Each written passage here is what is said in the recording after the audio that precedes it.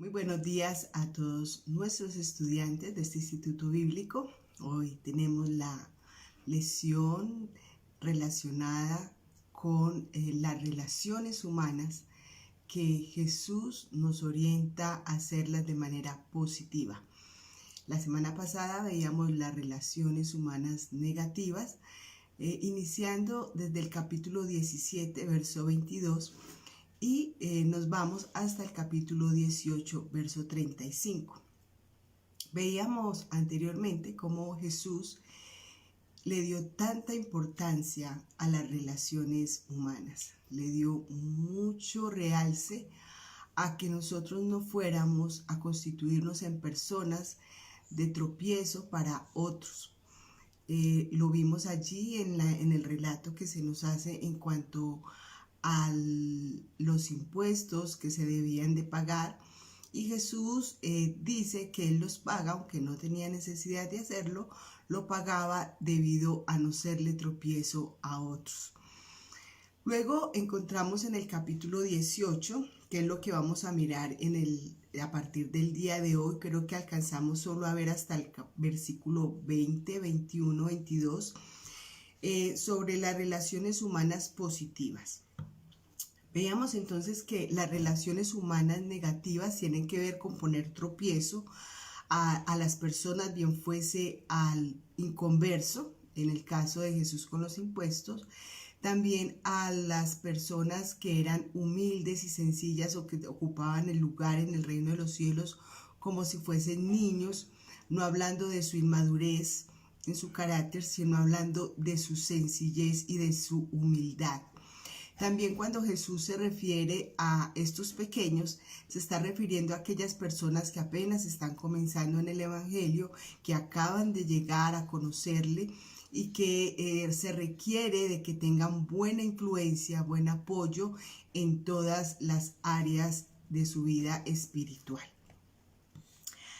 Hoy entonces estaremos viendo las relaciones positivas. Recuerden que este estudio está dividido en estas dos sesiones desde el versículo 22 del capítulo 17, y estas relaciones pueden llegar a ser negativas y positivas, valga la redundancia. Jesús entonces señaló la importancia de ello, y aquí en el capítulo 18, verso 1 de Mateo, Él está añadiendo a una pregunta que hicieron los discípulos al Señor. Ellos preguntaron, en el versículo 1 leemos: en aquel tiempo los discípulos vinieron a Jesús diciendo, ¿quién es el mayor en el reino de los cielos? Y sabemos que esta es una de las condiciones del ser humano egocéntrico, egoísta, que siempre está buscando cómo ocupar los primeros lugares, cómo ocupar los lugares de importancia, de estar siempre al lado de las personas importantes, pensando ellos que esto es lo más importante en la vida. Pero nos damos cuenta que Jesús les explica y les dice de que lo importante aquí no es un lugar alto, sino la posición de nuestro carácter, la situación o la condición de nuestro corazón frente a las posiciones. Y veíamos la semana pasada que los niños, aunque sean puestos en un lugar elevado, ellos lo hacen como si no lo estuvieran percibiendo, porque para ellos todas las personas son iguales. Los niños, en su sencillez y en su humildad, tampoco anhelan lugares excepcionales o lugares más importantes. Somos nosotros los seres humanos en que los vamos colocando en esas posiciones, una posición egoísta, egocéntrica, una posición contraria al reino de los cielos, una posición contraria al pensamiento de nuestro Dios. Vemos entonces que el Señor sigue dando respuesta a ello, ahí en el versículo 10, que es donde nos vamos a referir en el día de hoy, del verso 10 en adelante, donde Jesús comienza hablándonos de una parábola. Se hace referencia a esta parábola y lo vamos a leer. Vamos a leer desde el verso 10 hasta el verso 14. Si usted tiene ahí su Biblia, puede tomarla para que hagamos la lectura juntos, o me puede escuchar a mí.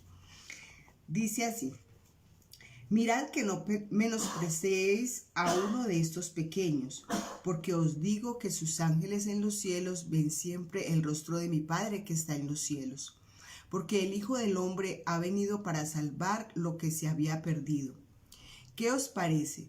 Si un hombre tiene 100 ovejas y se descarría una de ellas, ¿no deja las 99 y va por los montes a buscar la que se había descarriado?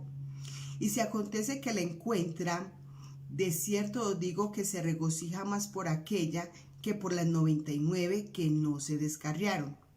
Así, no es la voluntad de vuestro Padre que esté en los cielos que se pierda uno de estos pequeños. Vemos entonces en esa porción de la palabra que Jesús sigue hablando o sigue preocupado por la condición de sus pequeños. Nos quiere dar a conocer y le quería dar a conocer a sus discípulos lo importante que es cuidar de nosotros mismos, de la iglesia. Cuando nos habla de un rebaño, entonces nos está hablando de un grupo de ovejas y en este caso, hablando de la congregación, estamos hablando de un grupo de personas que se reúnen con un mismo propósito y bajo un mismo espíritu que es el espíritu de nuestro Dios. Vemos entonces que el Señor ve o les pide a los discípulos de que tengan cuidado de no menospreciar, o sea, de no tener en poco la vida de aquellas personas que son niños en la fe o que son débiles en la fe o que no tienen de pronto la madurez espiritual o que no han alcanzado a llegar al Señor. Tenemos que tener mucho cuidado en cuanto a no ser de tropiezo para ellos. Y dice acá la palabra del Señor de no menospreciarles. Este menosprecio a estos pequeños es vista por Dios, pues dice aquí que los ángeles de los cielos ven siempre el rostro del Padre, queriendo decir que siempre ante la presencia del Señor van a llegar estas situaciones donde nosotros vamos a quizás a dañar a un débil y Dios va a salir en su defensa. Dios es fiel y siempre defiende a los que son humildes y a los que son sencillos.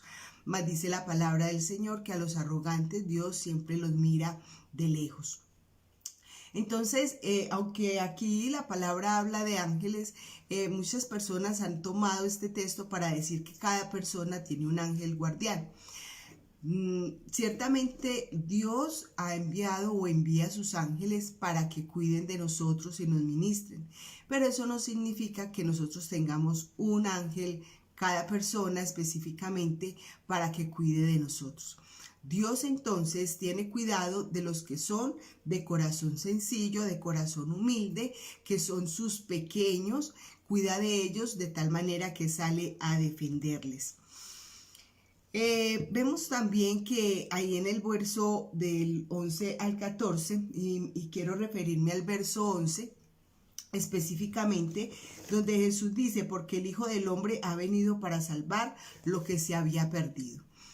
Jesús entonces le está diciendo a los discípulos que el propósito que él tenía al venir a la tierra debería de ser el mismo propósito que tenemos nosotros como su pueblo, como su iglesia, y es procurar que las personas sean salvas, no ignorar la necesidad del que está perdido, no ignorar la necesidad del que está descarriado o ignorar la necesidad de aquel que de una o de otra manera se ha ido alejando de los caminos de Dios. También en el verso 12 está mencionando a un rebaño, a un grupo de ovejas, está hablando de 100 ovejas, y esto representa también lo que es la congregación o una iglesia donde nosotros nos reunimos. Y se refiere a una persona o a esa oveja que se ha perdido, es esa persona que tiene en este caso las relaciones rotas con la congregación. Hemos hablado en muchas ocasiones de que aunque hay personas dentro de la iglesia que son distantes, que no se relacionan, que no participan dentro de la iglesia, pudiéramos tomarlas en cuenta como este tipo de personas, aquellos que están como descarriados, están ahí pero están distantes, sus caminos son contrarios a los caminos de la congregación, su visión, su situación, y por eso muchos de ellos no tienen la tendencia, tienen la tendencia a vivir distanciados o alejados de la congregación a causa del pecado. El Señor entonces, cuando habla de la congregación o de este grupo de ovejas, siempre está recalcando la importancia de la unidad.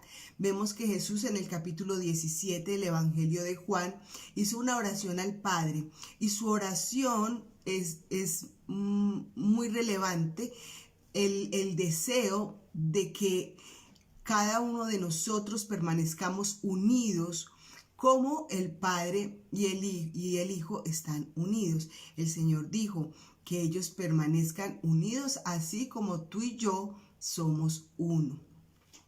Entonces, el propósito de Dios con la iglesia es que permanezca en unidad. La unidad es lo más esencial, es lo que caracteriza a la iglesia del Señor, es lo que debe caracterizar a los hijos de nuestro Dios. Aquí esta historia entonces demuestra el valor que Dios le da a cada individuo. Es una oveja quien sale del rebaño, y Jesús se preocupa, o el buen pastor, en este caso Jesús, se preocupa por el bienestar de esa oveja y por volverla a atraer y ubicarla en unidad dentro de la congregación. Esta parábola es muy similar a una parábola que tenemos en Lucas capítulo 15, verso 3 al 7, aunque muchos estudiosos la han identificado como la misma parábola. Encontramos que hay una palabra que le hace diferente, y vamos a mirar Lucas, el capítulo 15, en el verso 3 al 7, que dice de la siguiente manera. Entonces él le refirió esta parábola diciendo: ¿Qué hombre de vosotros, teniendo 100 ovejas, se pierde una de ellas, no deja las 99 en el desierto y va tras la que perdió hasta encontrarla? Y cuando la encuentra, la pone sobre sus hombros gozoso. Y al llegar a casa, reúne a sus amigos y vecinos diciéndoles: gozaos conmigo, porque he encontrado mi oveja que se había perdido. Os digo que así habrá más gozo en el cielo por un pecador que se arrepiente que por 99 justos que no necesitan de arrepentimiento. Algunos eruditos del estudio bíblico refieren este texto de Lucas como si Jesús estuviera refiriendo a los que nunca han llegado a los pies del Señor, a un pecador que se arrepiente. Pero hay mucha similitud en esto. Vemos que lo que hace muy semejante este texto es el deseo de Jesús incorporarla dentro de un grupo de otras ovejas. O sea, de incorporar un miembro dentro de la iglesia. ¿Para qué? Para que permanezcan en comunidad. Entonces aquí Jesús enfatiza sobre el amor y el cuidado que deberíamos de tener para todos en la comunidad. No debe de haber excepciones de ninguna persona. Todos son iguales delante del Señor. Todos son vistos con el mismo amor, con la misma compasión, con la misma misericordia que tiene nuestro Señor. Cuando nosotros nos encontramos dentro de la congregación, tenemos 3 tipos de tentaciones. Una es despreciar a uno porque simplemente es uno diferente a nosotros. 2, tenemos la tendencia a despreciar a uno porque es uno demasiado pequeño, demasiado insignificante. Y en tercer lugar, tenemos la tentación, que es la más peligrosa, de despreciar a uno que se ha descarriado. Vemos que en muchos lugares y en las congregaciones se presentan estas situaciones donde siempre hay algunos grupos que hacen discriminación o son elitistas, seleccionan muy bien las personas que están al lado de él, y aunque esto no está mal, no significa que nosotros debemos de dejar a un lado a aquellos que necesitan el apoyo espiritual para surgir, para crecer y para seguir adelante. Recordemos que el propósito de la iglesia es que nos edifiquemos los unos a los otros, y tenemos que tener en cuenta también las debilidades de aquellos que son pequeños, las debilidades de aquellos que aún no han alcanzado la madurez. En vista de estas situaciones, vemos aquí en Lucas cómo el pastor se encontraba gozoso y se encontraba feliz al ver o al encontrar esa oveja que se había salido del redil, o aquella oveja también que estaba descarriada, que no había llegado todavía al Señor. El Señor no estaba enojado, ni tampoco estaba amargado por haber trabajado tan duro, por haber tenido que caminar tanto, por haberle dedicado tanto tiempo a esa oveja y haber de pronto descuidado, aunque no descuidado porque Él las dejaba seguras, pero las dejaba solas al resto de las ovejas. Esto nos muestra el amor que Dios tiene, o Jesús tiene, de una manera individual o personal a cada uno. Ese amor paciente, ese amor que siempre está en busca de, ese amor que se regocija y ese amor que protege.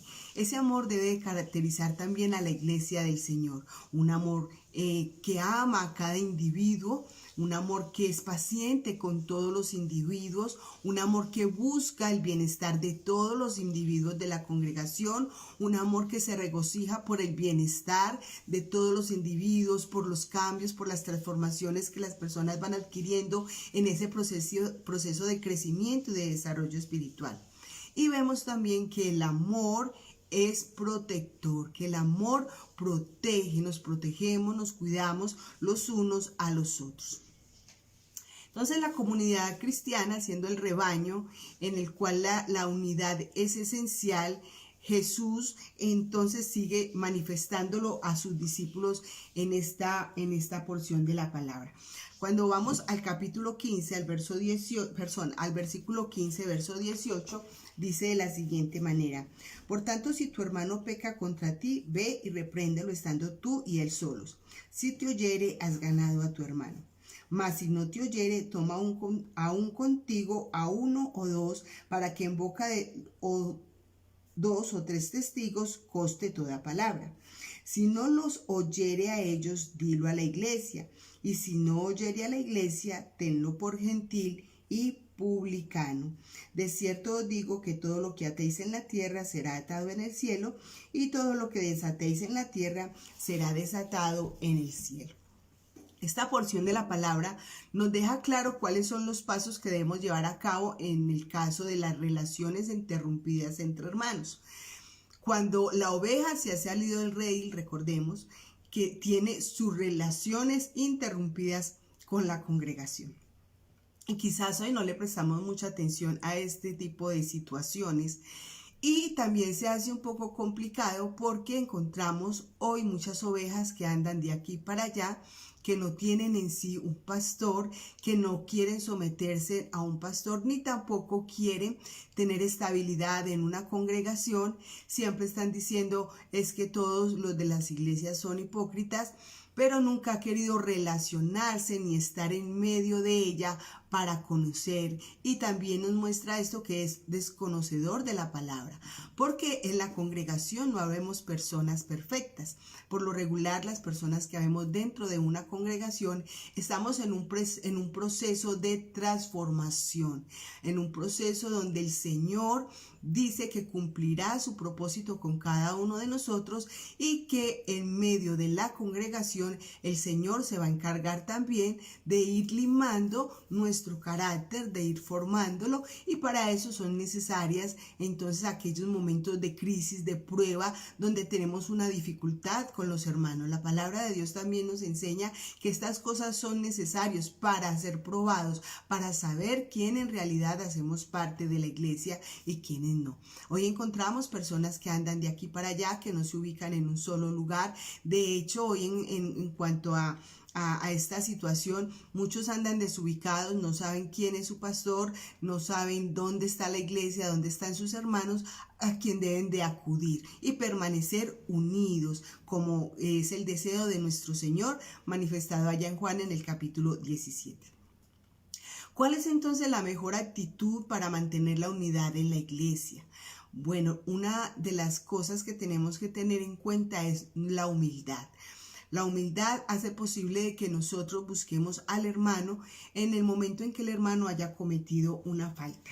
Dice aquí el verso 5 que si algún hermano peca contra ti, ¿sí? O sea, si el hermano comete alguna falta contra mí, alguna falta que me afecte a mí espiritualmente o que quizás le afecte también a él espiritualmente, porque no solamente podemos mirar hacia el lado nuestro, sino también hacia el lado de allá, es necesario entonces que nosotros acudamos a buscar la reconciliación.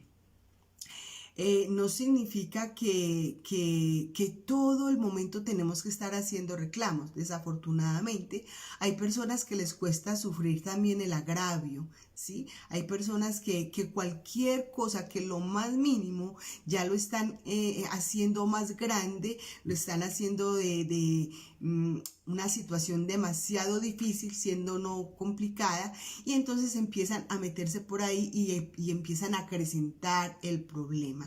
¿De qué manera se acrecenta este problema? Bueno, en Hebreos en el capítulo 12, en el verso 15, encontramos que la palabra de Dios dice que no dejemos que el sol se ponga sobre nuestro enojo, que miremos bien, dice la palabra del Señor, dice, miremos bien, no sea que alguno deje de alcanzar la gracia de Dios, que brotando una raíz de amargura os estorbe y por ella muchos sean contaminados. ¿Qué es lo que sucede? Cuando alguna persona dentro de la congregación nos ofende, comenzamos a darle, lo que decimos vulgarmente, a darle mente a eso y le damos vuelta y le damos vuelta y lo miramos por este lado y por aquel y le estamos mirando toda la parte negativa y todo nuestro pensamiento está ocupado en esa falta que de pronto esa persona ha cometido en contra de nosotros. Las cosas pueden ser de manera grave o muchas veces puede ser que no sean tan graves como parece. ¿Qué es lo que lo hace grave? Nuestra mente, nuestros pensamientos, nuestro egocentrismo, porque también nos concentramos mucho en nosotros. Siempre estamos tan preocupados de que nos traten bien, de que nos miren bien, de que no nos ofendan o que nos hagan algo que pueda de pronto afectarnos emocionalmente. Hay personas que no se afectan tan fácil, mientras que hay otras que se afectan muy fácilmente, pero dice la palabra o nos muestra el Señor a través del texto que nosotros deberíamos en algunas ocasiones, al ver que las situaciones no son tan graves, ignorarlas, pasarlas por alto y seguir amando al Señor.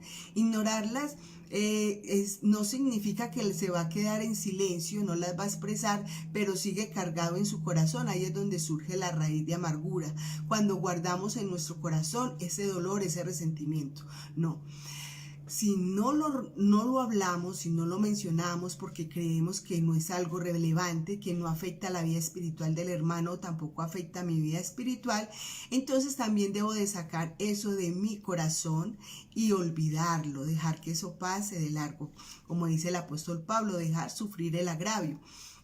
Pero en algunas situaciones que son bastante complicadas, que son difíciles, donde el hermano de pronto ha actuado de manera que puede ocasionar un daño a la misma congregación, a él mismo o a mí personalmente, entonces yo debo de acudir a dialogar con el hermano.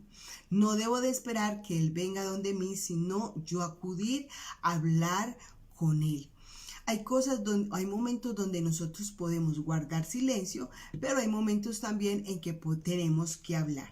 Entonces vemos que cuando la Biblia nos habla de que hemos de hablar con el hermano, no es ir a confrontarlo de una manera agresiva, de una manera grotesca, quizás queriendo mostrar autoridad espiritual o demasiado espiritualidad, sino que la palabra también nos enseña que esto lo debemos de hacer con mansedumbre, que no debemos de aferrarnos a la amargura, porque cuando nosotros estamos amargados, entonces ahí comienzan a fluir decir palabras ofensivas, palabras dañinas, empezamos quizás a decir cosas tan dolorosas que en vez de restaurar la relación, lo que vamos a hacer es dañar aún más esta relación.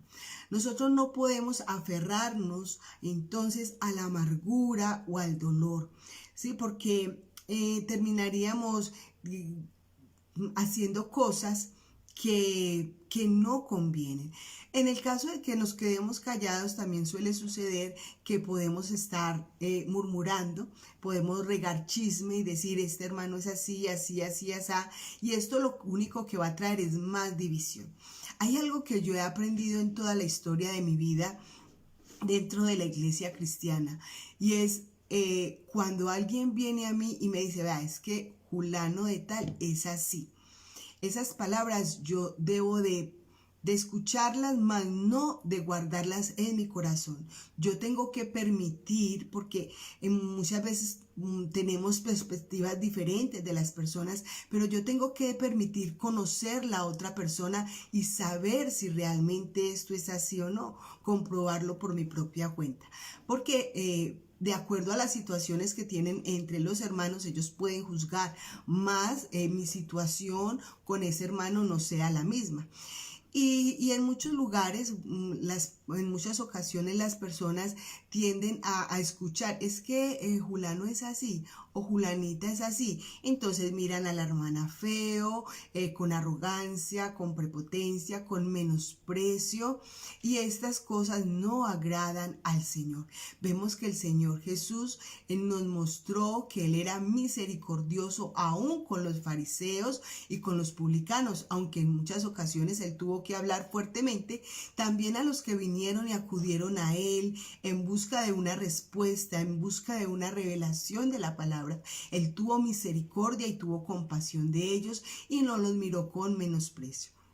Habló de ellos refiriéndose a las malas acciones que ellos tenían. Enseñaban la ley, esto era bueno, pero sus actitudes eran malas. Entonces, en cuanto a nuestras relaciones personales, tenemos que tener mucho cuidado con lo que pensamos o lo que guardamos en cada uno de nuestros corazones. A veces se mantiene el silencio, pero somos malhumorados y preguntamos, y en alguna ocasión decimos, ve, ¿y esa hermana o ese hermano por qué me responde de esa manera? Bueno, seguramente ese hermano tiene algo guardado en su corazón. Entonces, ¿qué es lo que nosotros debemos de hacer? Buscar a ese hermano, hablarle de qué es lo que pasa, qué es lo que está sintiendo, porque el hermano puede tener desde su punto de vista algo que no es real. Recuerdo que en alguna ocasión una hermana se me acercó, yo salí del templo, iba para el baño, y esa hermana se me acercó y me trató muy mal. Me dijo que yo era una orgullosa, una prepotente, bueno, y muchas cosas me dijo. Yo guardé silencio porque ella estaba muy enojada, entonces cualquier palabra que yo pudiera decir iba a hacer que ella se alterara más, obedeciendo a lo que dice la palabra, que la blanda respuesta calma la ira, y en muchas ocasiones cuando encontramos personas airadas, lo mejor es quedarnos callados. En ese momento, mientras ella me decía todas esas cosas, pues yo estaba sorprendida porque lo que ella decía pues no era real, y se le acercó otra hermana y le dijo, hermana, eso no es así, la hermana no actúa así con las personas. Ella se enojó mucho y bueno, al final se fue, y pues yo me quedé algo triste por lo que ella pensaba de mí, mas no era real. De todas maneras, oré al Señor, y a la siguiente semana ella se acercó y me dijo que la disculpara. Simplemente alguien le había hecho un comentario de mí, ella se lo había creído, pero que ella ya había corroborado que todo eso era mentira. En el momento en que ella expresó todo lo que tenía guardado en su corazón, ella dijo lo que tenía en el corazón otra persona hacia mí. Entonces nos damos cuenta que nosotros no podemos tomar reacciones o actitudes que pueden afectar las relaciones, que pueden dañar por comentarios o por el parecer de otras personas. Nosotros tenemos que juzgar personalmente cada vida, cada persona, y no juzgarla para condenarla, sino para mirar cómo podemos ayudarla y cómo podemos ayudar a que las relaciones sean buenas, que las relaciones sean positivas y que podamos permanecer toda la congregación en unidad. Dice también ese texto, el verso 15, dice que cuando llame a su hermano a reprenderlo, lo haga a solas, ¿sí? No lo haga públicamente. Y qué bueno que todas las relaciones pudieran ser solucionadas o enmendadas a solas, que no tuviéramos que acudir a testigos ni tampoco a la congregación.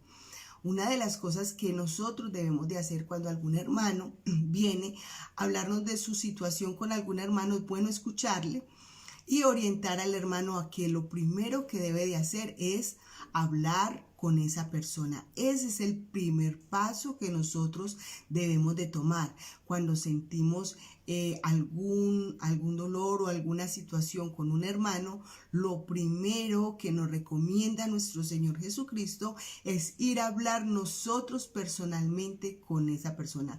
No mande razones con nadie, ni tampoco lo haga públicamente. Muchas veces hacemos uso del sarcasmo en medio de grupos y esto también es dañino, o lo que llamamos las sátiras.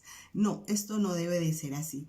O también podemos en algunas ocasiones, algunos líderes en medio de la congregación, cuando nos toque dar un mensaje, una enseñanza, hacemos uso de la palabra para enviar o para sacar de nuestro corazón el dolor, el resentimiento, y así comenzar a lanzar sátiras, y eso también divide y hace daño en medio de la congregación. Dice que si este hermano, que a quien tú has reprendido a solas, te hace caso, has ganado a un hermano, ¿sí? En otras palabras, si este problema se ha aclarado, entonces es una gran bendición para no solamente para nosotros, sino también para aquella persona a quien nosotros buscamos con quien hablar. ¿Por qué razón? Porque cuando hablamos, como les mencionaba hace un momento, en cuanto a una situación que yo tuve, pero cuando nos sentamos y hablamos con las personas, entendemos sus razones, sus motivos, también ellos van a entender las razones o los motivos nuestros y vamos a llegar a un acuerdo. Si tenemos el Espíritu de Dios, lo más recomendable es que en cada situación difícil procuremos la unidad. Quizás algunas veces ese hermano no va a querer escucharnos. ¿Qué es lo que nosotros debemos de hacer cuando ese hermano no quiere escucharnos? No dejar que nuestro corazón se dañe, que nuestro corazón se cargue, para que así nuestras relaciones no sean dañosas.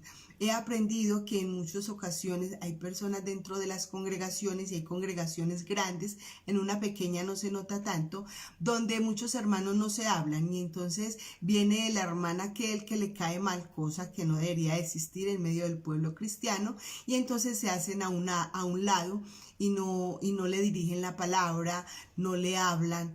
O qué diremos también en los hogares, cuando los papás dejan días de hablarse con los hijos, o cuando los hijos dejan de hablarle a sus papás, o cuando entre hermanos dejan de hablarse, o entre esposos pasan 2, 3, 4, 5 días y tampoco se hablan. Estas relaciones rotas dejan mucho que desear delante de la presencia del Señor.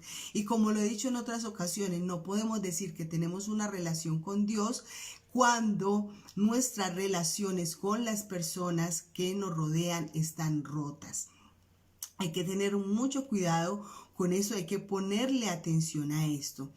Bueno, cuando dice que has ganado a tu hermano, también se enfoca o nos quiere decir que no le hemos hecho nada malo, ¿cierto? Al ir a otros con chismes y con la disputa y regar eso en medio de todos nosotros, hacemos daño al hermano, le afectamos porque estamos dejando su reputación por el piso, ¿sí? Y todas las personas no entienden las situaciones. Nosotros, los pastores, aprendemos a conocer a cada oveja, a cada persona, aprendemos a conocer su situación, situaciones, sus crisis, su carácter en muchas formas. Y también nosotros debemos tener en cuenta esto, esperando en la voluntad de Dios para que Dios le forme. Y también los hermanos maduros de la congregación van adquiriendo ese conocimiento de cómo son y vamos dándole siendo pacientes, más no tolerantes, siendo pacientes con estas personas, esperando a que Dios siga haciendo la obra en cada uno de ellos. Es importante destacar que Jesús no dijo que el hermano estaba de acuerdo con él. Aquí no dice que el hermano quedó de acuerdo con él, pero por lo menos te escuchó. Y es una de las cosas que nosotros tenemos que tener en cuenta. Algunos hermanos dicen, hermano, es que yo le busco y no me escucha. Bueno, hermano, ya tú hiciste el intento de buscar al hermano con amor, con el propósito de restaurar la relación, ya de que él no te escuche, ya las relaciones de ese hermano podríamos decir que están rotas dentro de la comunidad y también en su relación con Dios. Esta entonces es la medida a nivel personal que debemos de tomar cuando tenemos una situación con una persona dentro de la iglesia. Si se trata de que lo has visto cometiendo una falta, un pecado, eres tú personalmente quien debes acudir para animar al hermano a abandonar el pecado. Tenemos otras dos maneras o formas también de tratar este tema. Y tiene que ver o tiene que hacerse de manera pública. Y en el segundo caso, en el verso 16, dice, mas si no te oyere, toma aún contigo a uno o dos, para que en boca de 2 o 3 testigos conste toda palabra. Bien, en vista de que el hermano no nos escuche, nosotros ya hemos hecho nuestra parte, debemos de procurar entonces hacerlo públicamente, llamando 2 o 3 testigos. Ser testigos de una situación de esta también se requiere de mucha seriedad. ¿Por qué razón? Porque podemos llamar testigos que son los que se van a encargar de pronto de regar el cuento en toda la congregación, que va a causar división. O personas que no tienen la suficiente madurez espiritual y van a juzgar mal al otro hermano. O también se puede dar el caso en que en vez de ayudar a organizar, a arreglar la situación, a arreglar la relación, lo que van a hacer es más daño. Entonces, las personas que nosotros buscamos como testigos deben de ser personas maduras espiritualmente, que realmente tengan conocimiento de la palabra y que entiendan el propósito de esta situación, que es restaurar una relación. Entonces aquí no se refiere a que vayamos a dañar o a destruir, o que la persona se sienta atacada, se sienta amenazada, se sienta juzgada, condenada, de tal manera que no tiene solución. En muchas ocasiones cuando se nos exhorta o malinterpretamos esto de exhortación, maltratando a las personas, ofendiéndolas, hablándoles fuerte, cuando exhortar es hablar en amor, animar a la otra persona a salir de una situación contraria a la palabra del Señor. Entonces, la meta debe ser la restauración, ¿sí? Para comprobar qué es lo correcto. Es un poco complicado nosotros tener que interferir en peleas entre hermanos, en ciertas ocasiones entre parejas es muy difícil, cuando son parejas de esposos es muy difícil nosotros intervenir porque hay cosas que desconocemos. Es incómodo también cuando hay una situación entre 2 hermanos. Pero la palabra aquí nos invita a que nosotros debemos de estar dispuestos a hacer parte de este tipo de solución de conflictos en medio de la congregación. Dice acá también, al final del versículo 17, dice que si esta persona no oye por segunda vez, hay que tenerla por gentil y publicano. Cuando hablamos de gentil y publicano, muchos piensan de que el Señor está queriendo decir que los mire con odio, que los mire con menosprecio, que los mire como si fueran lo peor, lo más indigno, lo más repugnante de la tierra, y en algunos lugares se acostumbra a hacer de esta manera. Pero vemos que el Jesús mostró gran amor a todo este tipo de personas, como les decía anteriormente. El Señor siempre mostró amor y misericordia y compasión por todos los hombres y las mujeres que habían pecado o que han pecado hasta el día de hoy.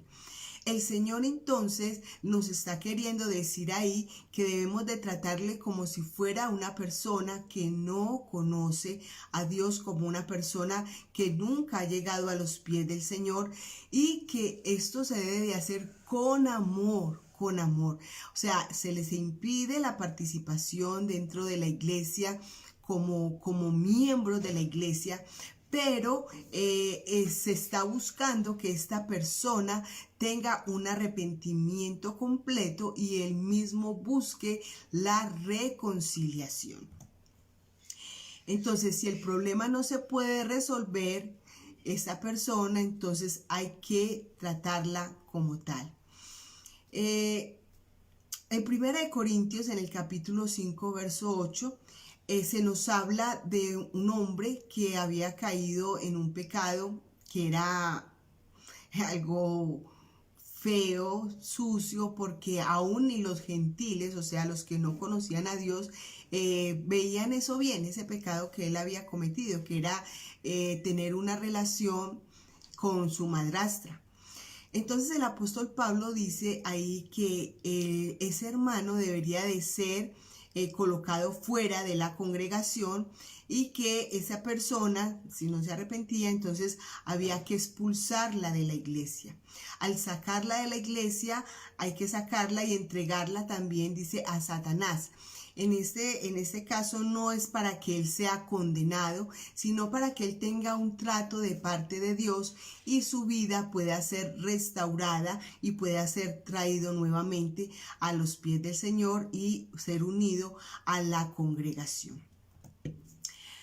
Dice también luego de que si la persona después de no haber escuchado estos testigos y la congregación tampoco la ha escuchado, ahí vemos los 3 pasos. Primero, la parte individual, el método individual o la forma individual que yo debo manejar, es algo personal, pero luego viene la parte pública, primero donde se llaman los 2 o 3 testigos, y luego, si este no hace caso nuevamente, entonces a la congregación en general, donde será expulsado de la congregación, porque esta persona que tiene las relaciones rotas con la congregación no hace parte entonces de la iglesia.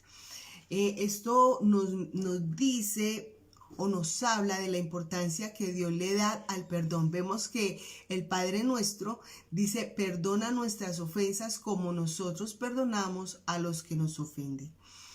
Hay que tan importante es que nuestras relaciones sean siempre buenas con los hermanos de la congregación, y que a la misma vez permite que nosotros podamos tener una relación con Dios.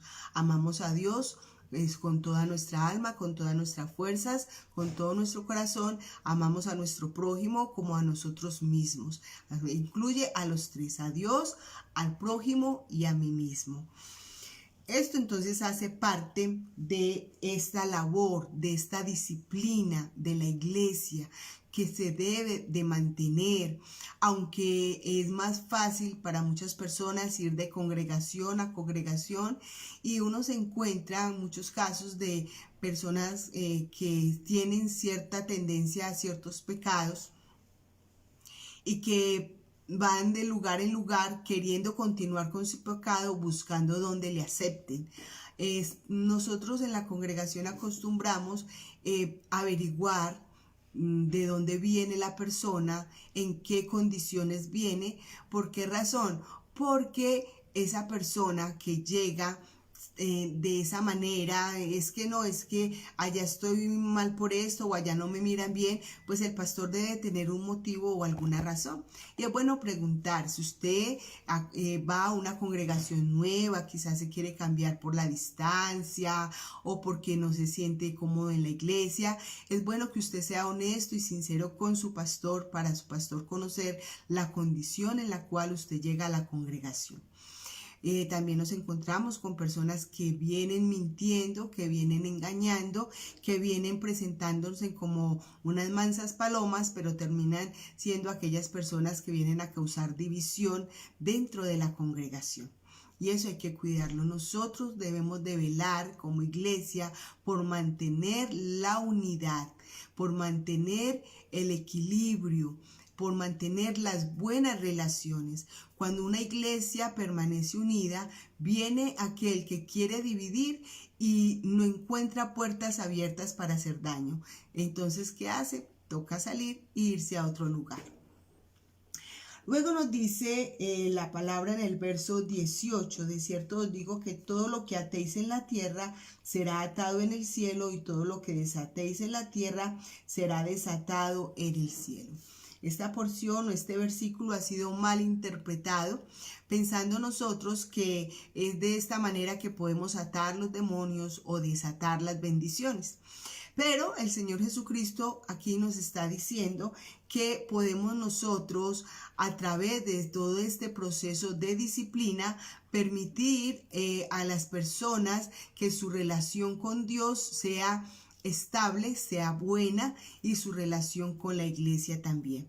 El Señor entonces está hablando de unir o de desunir. Aquí específicamente está tratando el pecado como perdonado o el pecado no perdonado.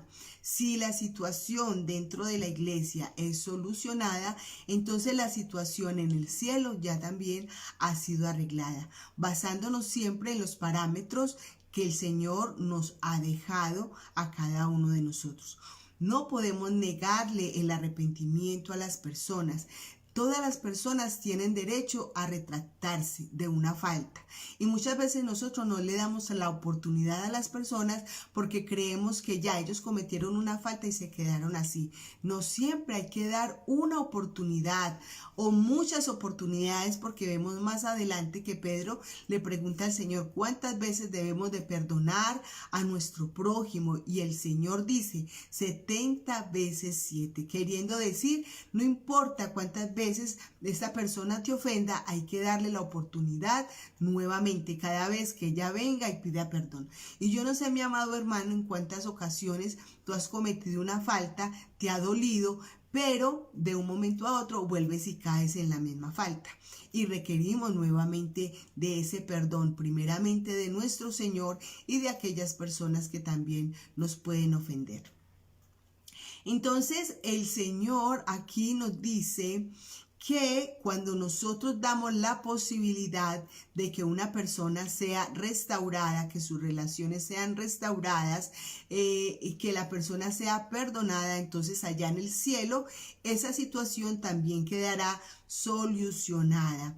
Y si en el caso de que esta persona no quiera arrepentirse o no quiera admitir su situación, no quiera estar de acuerdo con la congregación, sino que quiere estar totalmente aislado, pues allá en el cielo esa situación permanece así. Está aislado de la iglesia, está descarriado, apartado del Señor, y en el cielo esta situación no ha tenido solución. A veces pasamos por alto todas estas cosas y creemos que podemos dejar esas situaciones así y que Dios no va a prestar atención a esto. Pues, mi amado hermano, recordemos que la iglesia es una que está en todo el mundo y que nuestras relaciones con las personas siempre deben de ser las más correctas. Cuando la palabra dice aquí que el Señor, que la persona se pone de acuerdo. Cuando nosotros nos ponemos de acuerdo, Clay, un comentarista, dice que esto es una metáfora tomada del número de instrumentos musicales colocados en un mismo tono y tocando la misma melodía. Aquí significa un acuerdo perfecto en los corazones, o sea, los mismos deseos, los mismos anhelos, las mismas voces de dos personas orando delante de la presencia del Señor. Cuando nos ponemos de acuerdo, podemos entrar confiadamente y el Señor entonces va a estar atento a nuestra oración. No quiere decir esto que el Señor entonces, si no hay dos o tres, entonces Él no va a escuchar la oración. No, Dios sí la va a escuchar. Él está hablando de la congregación y del acuerdo y de la unidad que debe de haber en ella. El acuerdo funciona como un principio relacionado con Deuteronomio en el capítulo 32, verso 30, y lo voy a leer para cada uno de ustedes. Deuteronomio capítulo 32, verso 30, que dice, 32, 30, dice, ¿cómo podría perseguir uno a 1000 y 2 hacer huir a 10,000, si su roca no lo hubiese vendido y Jehová no los hubiese entregado? Mire bien, vemos aquí entonces cómo Dios pelea por cada uno de nosotros. Recuerde, Dios pelea por los humildes, a los arrogantes, a los soberbios, a los altivos, a los rebeldes. Dios siempre los mira de lejos. Y hay poder verdadero en la oración cuando estamos en unidad o cuando estamos en común acuerdo. Dios escucha nuestras oraciones y responde a nuestras oraciones al instante. Bueno, dice también, donde están dos o tres congregados. Jesús indica aquí que las reuniones de su pueblo ciertamente son reuniones llenas de su presencia, de su poder y que están conectadas con el cielo, ¿sí? No necesitamos reuniones grandes, extensas, sino que, como les decía, si habemos dos personas que estamos de acuerdo, entonces esa oración Dios también la va a escuchar. Dios está presente en medio de la congregación pequeña también, en medio de la congregación grande. Dios está en medio de nuestras reuniones buscando nuestra unidad. Bien, esto nos demuestra entonces que el rango de las personas dentro de la iglesia y todo lo que hemos visto hasta aquí no es importante, no es relevante en el reino de los cielos, que no hay lugares específicos. Si usted va a su congregación y usted encuentra que a los que tienen más dinero los sientan adelante, en las primeras bancas, eso va en contra de la palabra. Y lo dice Santiago. Dios quiere que todos seamos como uno. Para Dios en la congregación no hay ricos, no hay pobres, no hay grandes, pequeños, no hay razas, no hay diferencia de lenguas. Todos somos iguales delante de su presencia. Esto nos demuestra también que es importante reunirnos. Y hay una situación que he mencionado en estos días, la falta de interés de las personas participar de las cosas de la iglesia, no solamente aunque no nos podamos reunir, pero en las actividades que se hacen siempre son un grupo pequeño. ¿Dónde están los otros hermanos? Si no les interesa la congregación, si no se preocupan por sus hermanos, si no dan informe a sus pastores de su situación. Hay hermanos que uno no puede contactar ni por celular ni por ninguna parte, pero los hermanos tampoco se reportan, dicen aquí estoy hermano, yo hago parte de la iglesia, y esto es importante, hermano. Nosotros debemos de tener en cuenta estas cosas. Nuestras reuniones son esenciales a través del Facebook, a través de alguna plataforma. Es esencial que nos congreguemos, que nos veamos, que nos reunamos, que nos expresemos el amor y el cariño que nos caracteriza como hermanos. Dice también la palabra que estas cosas, entonces, el verso 20, porque donde están dos o tres congregados en mi nombre, allí estoy yo en medio de ellos. Él está allí cuando nosotros entonces estamos de acuerdo. Jesús no está solamente al lado de los líderes o de los pastores de la congregación. Dios está al lado de todos, de cada uno de los miembros de la iglesia. Nadie en la iglesia es más que nadie. Delante de la presencia del Señor, todos somos iguales. Todas nuestras reuniones son hechas en el nombre de Jesús. ¿Esto qué significa? Significa que todos los que estamos allí hemos sido lavados con la sangre preciosa de nuestro Señor Jesucristo. Hemos recibido el Espíritu de Dios. El Espíritu de Dios derrama de su amor sobre nosotros. Nos amamos los unos a los otros, compartimos los unos a los otros, nos soportamos los unos a los otros, nos edificamos los unos a los otros, que es el propósito de la iglesia del Señor. Recordemos que las relaciones humanas tienen que ver, y yo creo que lo podemos resumir en todo lo que Jesús nos ha estado enseñando, esta palabra nos ha estado enseñando a través de este proceso. Esas relaciones humanas tienen unos factores esenciales importantes, como son el respeto del uno por el otro, el buen trato, la tolerancia, el saber soportar las debilidades de los hermanos. Hay hermanos con caracteres muy fuertes y nosotros debemos de ayudarlos a soportar, a mejorar cada día, exhortándoles con amor, con paciencia.